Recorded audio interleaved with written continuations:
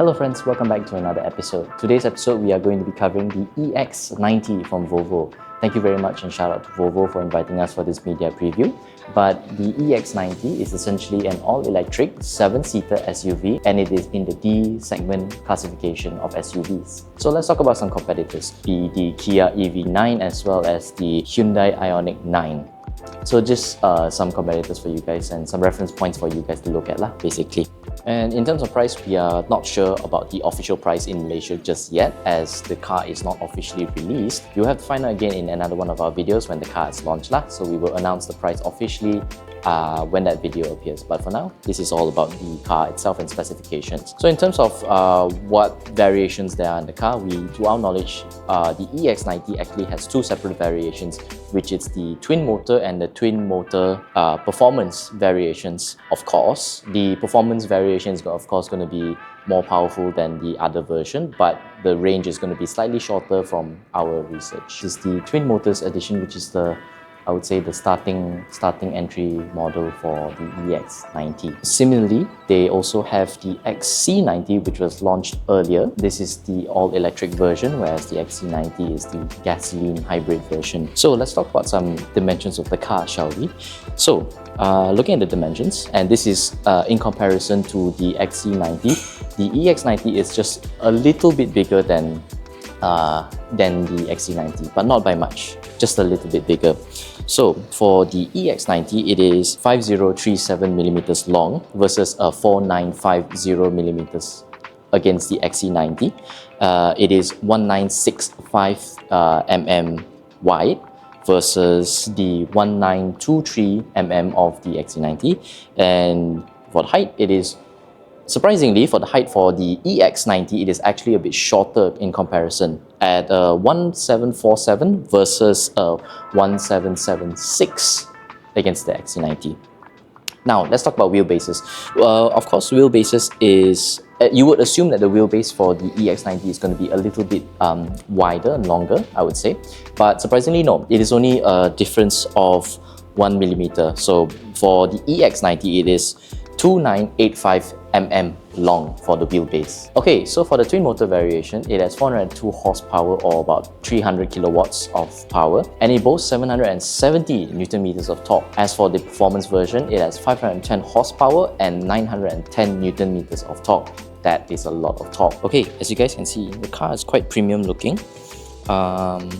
Very sleek design, I would say, also leaning towards the futuristic end and everything, but you know, quite nice design and sleek from what I can see. So one nifty feature I actually like about the EX90 is that the daytime running lights are actually hiding the headlights at the back. So if you actually turn on the headlights, it opens up like a curtain or a hanger door or something. Then it exposes the headlights right there. So I found it quite cool actually when I was shooting this. Okay, so the EX90 has 20-inch rims, so you can see it's quite big of a tire looking at it next to me. Let's talk about the suspension as well as the brakes. So for the front suspension, it has McPherson struts. Over in the rear, it has a multi-link suspension system, and the front has ventilated disc brakes, whereas the rear has solid disc brakes. Okay, let's talk about the battery capacity right here. This is the charging port. Okay, so for the battery, it has 111 kilowatt hour worth of capacity. For the twin motor variation, it can go, for the range, it can go about like 600 kilometers. And for the performance version, it's about 590 kilometers according to Volvo. So, of course, we need to talk about the charging as well. For the AC charging, it can take up to 11 kilowatts and it takes about 10 hours to charge fully. As for the DC fast charging, it can charge up to 250 kilowatts and it can go from 10% to 80% in about 30 minutes. Okay, so now we're on the inside of the car. We are in the driver's seat currently. From the looks of it, it is actually very premium. I like how everything looks. Yeah, okay. We have the gauge cluster screen right here. So this is where you see your speedometer, how much battery your car has and everything. Basic information when it comes to driving and everything. We also have a projector in front for displaying system information. If you can see that 0 right there, and of course we have our infotainment screen right here lah. It is, if I'm not mistaken, it's about an 11.4 inch display. It is of course Apple CarPlay and Android Auto friendly, so very nice to whichever phone that you are using. You can adjust what apps you have, your navigation and things like that over here. Let's see, yeah, over here you can access the different apps and everything lah.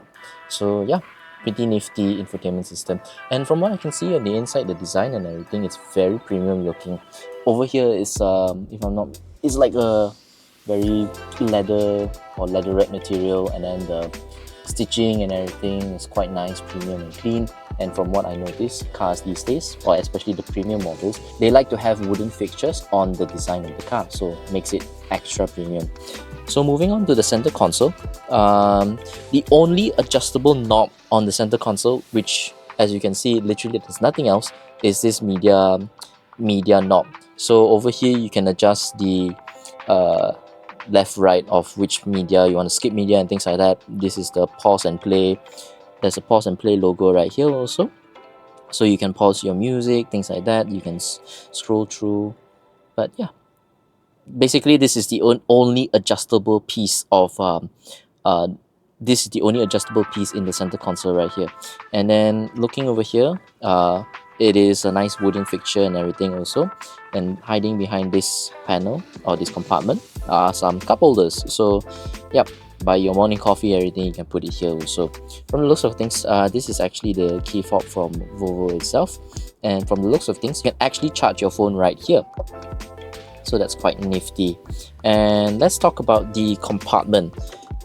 So the center console, actually from the looks of it initially you don't actually have much space, but in reality if you notice there is a hole here which you can open up the deeper flaps, and storage actually goes deeper. So if you actually need to hide anything, maybe your keys or some spare change and things like that you don't want people to see, there is this hidden compartment right here. Of course it can close lah, so it really, I guess if it matters, it just goes deeper and you need to keep taller things, it helps.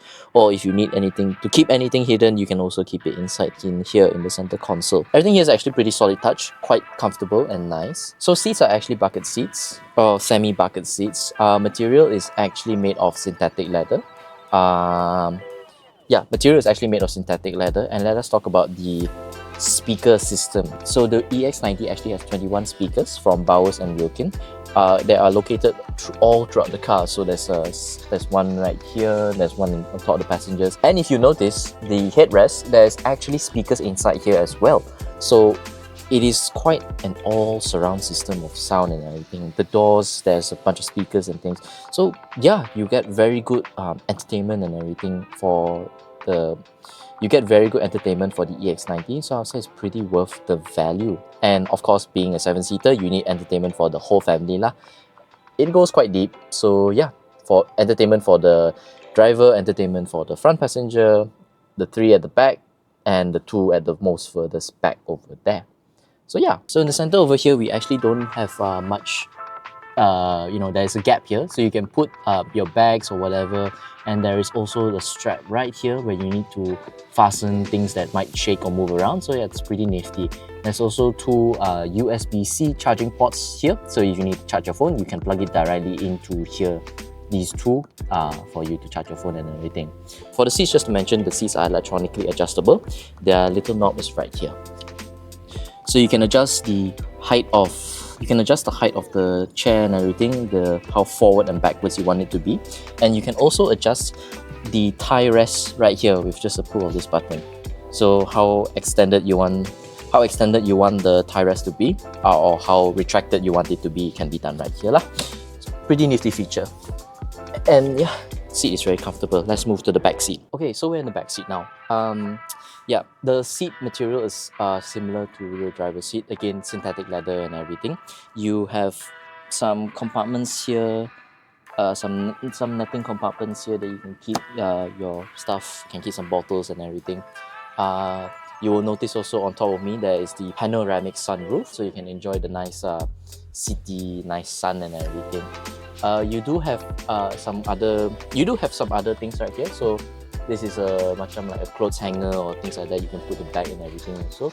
You can adjust the reading light and everything over here, and again more speakers. There is 21 speakers all throughout the car. What I want to talk about at the back here is the climate control. So the rear passengers actually have control to the climate adjuster and everything. From what I can see, it is this fan speed as well as the temperature, and it is separated into the two different vents over here. So one for the left side and one for the right side. So for the middle seat, you can actually remove the middle seat if you want. So you can have a configuration of 2, 2 and 2, so that's a total of 6 people. Or if you need more space and you need to fold down the rears, of course you can convert it to a normal SUV size of 5 seaters. But again, this centerpiece here is actually removable, so again, up to you, entirely dependent on the usage and everything that you guys need lah. It is, from what I feel, is a bit high from where I'm sitting. Not super spacious and everything. I will be quite crammed in between the two passengers if I have to sit in this configuration. So just to let you guys know, yeah, in terms of cushioning and everything, is a bit more solid. So if you need to sit in the center, just letting you know lah and everything. Other things to note about the back of the car over here. Okay, so we have some aircon vents here and everything, for not only where the climate control is, where you have some aircon vents and everything. We also have some vents over here, as well as over here. So they're both on the left and right side. So yeah, that's all from what I can see about the back seat. Let's move to the rear and see what we can see. Okay, so now we're at the back of the car. Let's take a look at the boot space of the Volvo EX90. As just pressing, it has the electronic boot opening as well as the electronic boot closing up here. Just to rotate. Okay, so this is actually the size of the boot without the seats being folded. As you can see, not much space over here. You can fit probably 2 small luggages and things like that. You had to stack it up lah, so not actually a lot of space. As I mentioned, this is a 7-seater SUV, so it does compromise it. It does have to compromise a bit on the space aspect if you need to seat more people, of course. Over here, if you open up the compartment, as you can see, there's a charging cable and everything. It does go a bit deeper, but not much space. You want to keep many more things. However, if you guys are not actually using the rear passenger seats, you can actually press these buttons over here. These buttons adjust the suspension height and everything, and then if you press these buttons, just press this and press this, the seats actually fold down. Now, of course, it matters if the front seats actually are blocking the rear seats and everything. If there's no space to fold down, then you definitely need to readjust and everything lah. So at the rear passenger seats also, there is this button similarly to help fold down the passenger 6 and 7 seats, and now you have a lot more storage space. Of course, if you need more, you can always remove the center seat and everything, so you can put longer items. But yeah, now we have more storage space over here. Alright guys, that's all we have today for the EX90. I hope you guys enjoyed the video. If you do drop us a like, subscribe to the channel if you haven't, and if you have any questions, feel free to ask us in the comments below or contact the number right here. Okay, that's all for the video. I hope you guys stay tuned for the price of the EX90. I'll see you guys in the next video. Bye bye.